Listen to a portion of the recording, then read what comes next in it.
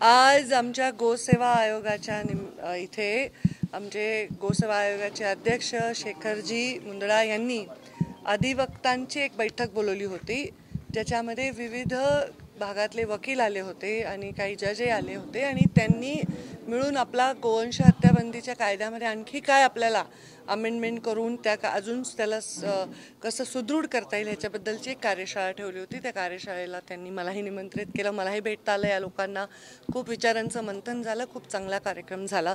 त्याचबरोबर इथे आता माझ्या विभागाचे काही इमारती बनत आलेल्या आहेत आणि त्या इमारतींना भेट देण्याचाही माझा कार्यक्रम आहे आणि खूप चांगला एक कार्यक्रम आमच्या पशुसंवर्धन विभागाचा होता। जे शेतकरी आहेत ज्यांचं पशुधन आहे त्या पशुधनाला इलाज तात्काळ मिळावा म्हणून आम्ही इथे एक प्रयोग चांगला यशस्वी केलेला आहे। गेले काही वर्ष तो यशस्वीपणे चालतोय आणि दरवर्षी त्याच्यामध्ये प्रचंड रिस्पॉन्समध्ये वाढ होतीये। 1965 हा नंबर 1962 म्हणजे 1962 हा नंबर डायल केल्याने त्यांना तात्काळ त्याची सुविधा मिळते।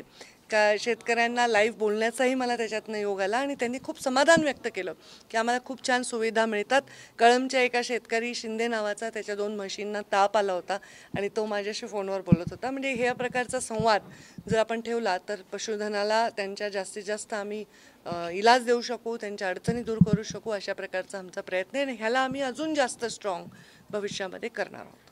प्राण्यांच्या क्लेशाचा मुद्दा एक प्रामुख्याने आला, विशेष करून ऊस वाहतुकीसाठी जे बैलांचा वापर केला जातो आणि तिथे मोठ्या प्रमाणात त्याला कुठली मर्यादा नाही, त्या दृष्टिकोनातून काही विचार विनिमय होणार आहे का आणि तुम्ही स्वतः काय? कारण तसं नाही, बैलांचा उपयोग सगळ्याच शेतीच्या कामासाठी होत असतो, बऱ्याच लोकल वाहतुकीसाठी होत असतो, केवळ ऊसासाठी होतो असं म्हणणं चूक आहे। आणि ऊसामध्ये सुद्धा बैलाला विशिष्ट पद्धत अंतरावरच फक्त बैल तोडून आणतात, बाकी ट्रॅक्टर आणि ह्याच्यामध्ये ट्रकमध्ये जातो। त्याचे फार निषिद्ध म्हणजे नियम ठरलेले आहेत, त्याच्याप्रमाणे त्याचे भावही ठरलेले आहेत। ते फारच टेक्निकल विषय, त्याच्यामध्ये जास्तीचा लोड त्यांच्यावर पडू नये ह्याची खात्री करून त्या भागातले ते शेतकरी करत असतील तसं त्यांनी करावं अशी माझी अपेक्षा आहे।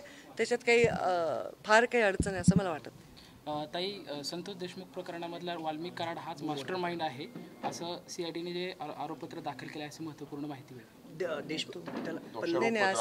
असं पत्र माहिती मला नाही, हे त्यांचं कॉन्फिडेन्शियल विषय आहे। त्यांनी जेव्हा ते माहिती सादर करतील कोर्टाला आणि ते ऑफिशियली कोर्टातून येईल तेव्हाच मी त्याच्यावर भाष्य करेन, तुमच्या म्हणण्यावर करणार नाही। 1500 पानाचं दोषारोपपत्र दाखल केले, मग त्याच्यात काय लिहिले तुम्ही वाचलंय? असं म्हणलं तर तुमच्यावर कंटेम्प्ट दाखल करावं लागेल। ओके, नाही त्याच्यात असं मला कशी माहित असेल? ती गृहमंत्रालयाच माहिती असेल सगळी। दुसरा विषय असा की बीडचा या निमित्ताने उल्लेख होतो आणि बीडची कुठेतरी बदनामी होते। आता मला तर वाटतं तो विषय मागे पडलाय, पण तुम्हाला टार्गेट दिलेला आहे की हेच प्रश्न विचारा। अजिबात तो विषय आता एक मिनिट, मी तुमच्या एक मिनिट थांबा, तुमच्या पुण्यात आहे मी, आता त्या महिलावर अत्याचार झाला बस स्थानकामध्ये, झाला नाही का? झाला ना, ते प्रश्न विचारा ना। मी पुण्यात आले, तुम्ही बीडचे कशाला प्रश्न विचारताय? पुण्याचे पत्रकार आहेत तुम्ही, त्या मुलीवर अत्याचार झाला की नाही? असे अनेक घटना, काल नांदेडमध्ये तर चालत्या बाईकवर मागून वार करून मारलं, चाकूचा हल्ला करून, त्याचे CCTV फुटेज दाखवलेत मीडियाने। हे प्रकार सगळीकडे चाललेले आहेत आणि संतोष देशमुखच्या हत्येविषयी तीव्र निषेध आणि त्याची वेगळी चौकशी करावी हे मी किती वेळा बोलू? मी झाल्याच्या घटनेपासून 12 डिसेंबरचं माझं भाषण काढा, ऑनलाईन आहे, त्याच्यामध्ये 90% मी त्याच्यावरच बोललेली आहे आणि त्यामुळे त्याच्या आतल्या विषयांवर मी बोलण्याचं माझं ते औचित्य नाही, मला त्यातली माहिती नाही, मी गृह खातं नाही आणि गृह खात्याच्या अधिकाऱ्यांनी ती माहिती देणंही योग्य आहे।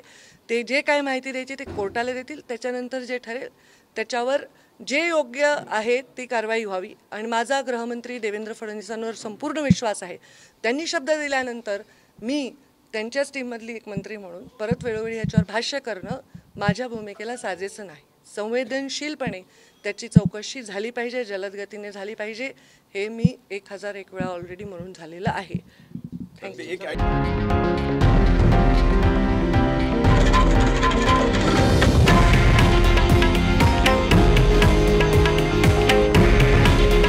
हे आहे देशातील नंबर 1 न्यूज नेटवर्क आणि आपण पाहत आहात TV9 मराठी।